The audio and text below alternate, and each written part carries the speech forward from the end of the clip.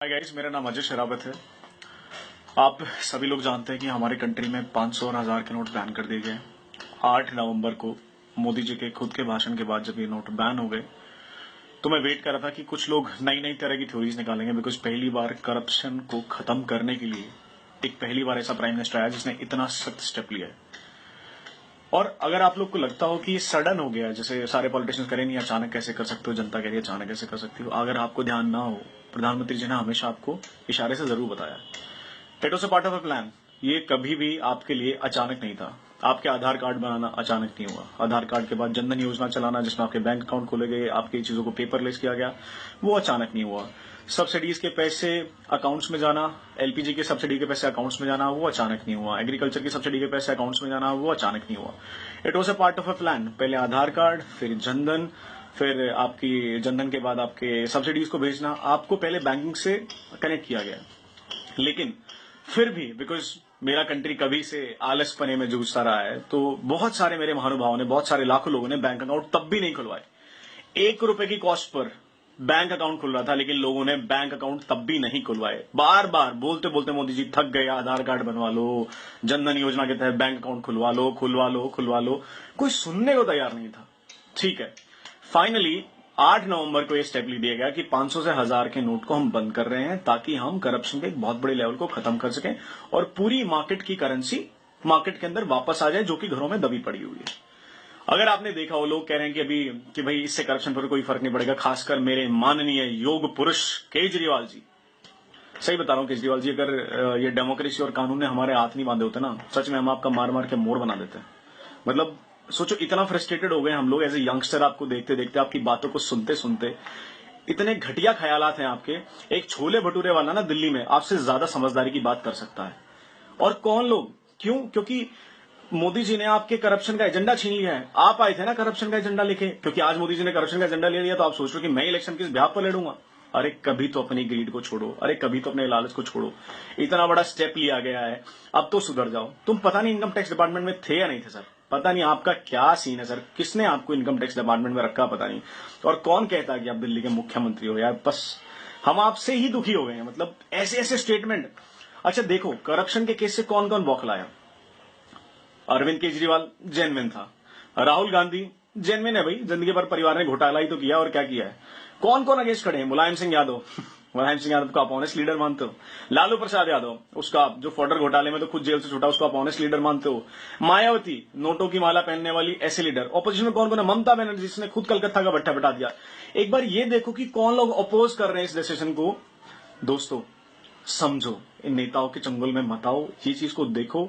हाँ, सब परेशान है, मैं भी परेशान हूं, मेरे पास भी 150 रुपए थे, 3-4 दिन से ऐसे ही घूम रहा हूं, मैं एटीएम तक एक्सेस नहीं कर पाया हूं। कहीं ना कहीं तक 130 करोड़ को देश को मैनेज करने के लिए मैनेजमेंट उतनी ज्यादा नहीं थी बैंक के पास। लेकिन हाँ, अभी बैंक ने कुछ मेजर स्टेप लिए हैं, जिसके तहत उन्होंने मोबाइल बैंक चलाने के लिए कहा है, मोबाइल एटीएम चलाने के लिए कहा है। मतलब आपके गांव में, आपके आसपास में अगर 6 एटीएम थे, अब मोबाइल एटीएम के थ्रू 10 वैन और खड़ी हो जाएंगी, तो आपके पास वहां 10-12 एटीएम और एक्स्ट्रा होंगे और बैंक भी शुरू हो जाएंगे। आप थोड़ा सा साहस रखो। और जितने भी लोग समझ रहे हो ना करप्शन सिर्फ नेता के पास है या किसके पास है, सोचो कर नेता के पास पैसा आता कहां से है। नेता को पैसा देने वाले हैं कौन? बिजनेसमैन, वेंडर्स, ट्रेडर्स, ये परचून की दुकान चलाने वाले, जितने भी जहां पे बैठे हैं, चांदनी चौक चलाने वाले। मेरा पूरा दिल्ली जानता है कि कैश पर मार्केट कैसे चलती है।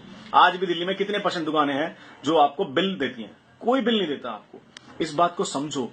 इतने ज्यादा लोगों का पैसा मार्केट में आया जो होल्ड करके बैठे थे। आप जो लोग कह रहे हैं ना कि ये लाइनें बहुत लंबी लंबी हैं, बाहर लाइनें बहुत लंबी लंबी हैं, मैं आपको कुछ कुछ चीजें बता देता हूँ लाइनें क्यों लंबी हैं। इनमें से आधे से ज्यादा लोग वो हैं जिनके फैक्ट्री ऑनर्स ने अपनी लेबर को छुट्टी देके, पैसे देके भेजा कि जाओ डिपॉजिट करा के लाओ और कैश एक्सचेंज करा के लाओ, ताकि वो अपने ब्लैक का व्हाइट कर सकें। इनमें से ज्यादा पॉपुलेशन वो जो उस पैसे को रिपीट कर रहे हैं। हमारे जैसे लोग हैं, 4.5 से 5% के सैलरी लोग हैं जो सिर्फ तनख्वाह में से अपना टैक्स कटाते थे। बाकी तो टैक्स का पैसा ही खा रहे थे। रोज टैक्स बचाओ, ये टैक्स ही नहीं भरते। डॉक्टर हैं, कितने इंडिपेंडेंट क्लिनिक्स हैं, कितनी इंडिपेंडेंट शॉप हैं, ट्रेडर्स हैं, चांदनी चौक है, भगीरथ पैलेस है, मार्केट है, जहां सिर्फ कच्चे काम होता है। मैं खुले में बता रहा हूं, सिर्फ कच्चे का काम होता है, जहां पे कहा जाता है भाई साहब कच्चे में डील करेंगे, ये ना आपको कभी बिल देंगे।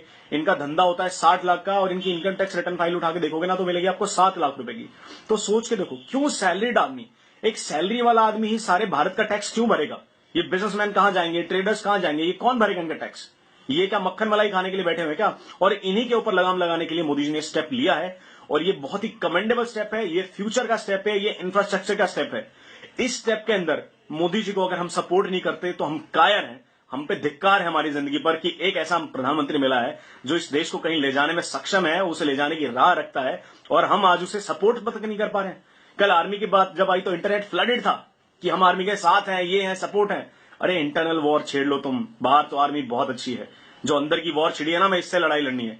हमें केजरीवाल जैसे टुच्चे जाहिल और इन गवार मुख्यमंत्रियों से पीछा छुड़ाना है। मायावती की कास्टिस्ट की पॉलिटिक्स, मुलायम सिंह यादव की कास्टिस्ट पॉलिटिक्स, ये चोर बैठे हैं, पुराने पापी बैठे हैं। ये कांग्रेसी आज के थोड़ी ना, ये 60 साल की दी हुई बीमारी हमें करप्शन की।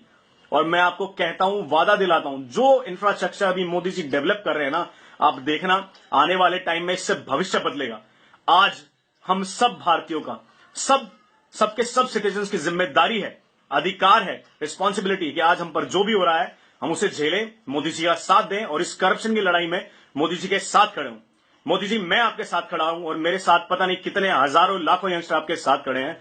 अगर कोई इसके खिलाफ लड़ेगा तो हम उसके खिलाफ भी लड़ेंगे, लेकिन ये करप्शन की लड़ाई अब जारी रहेगी। मोदी जी, आपके स्टेप के लिए जय हिंद।